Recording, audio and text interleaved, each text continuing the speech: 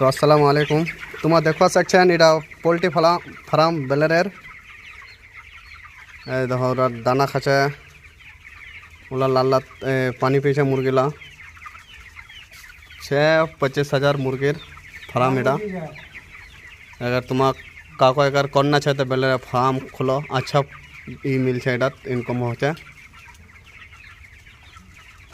तो तुम्हारा वीडियोটা ज़्यादा से ज़्यादा शेयर करो, लाइक करो वीडियोটা। তোমাকে আরও আগুবিতে দেখাম ফার্ম, আন্ডারও ফার্ম দেখাম। এটা তো আমি বেলের মুরগির চিকেনের যেলা মতলব আন্ডা দিছে লিয়ারের ওরা ফার্ম দেখাম তোমাক। তো এই দেখো এই দানা খাচ্ছে, খাইতে আছে 20 दिन হল এটা বাচ্চার अभी, আর 10-12 দিনত লিখলাই দিবে এলা। তো ঠিক আছে, ये तक वीडियोটা আমি খতম।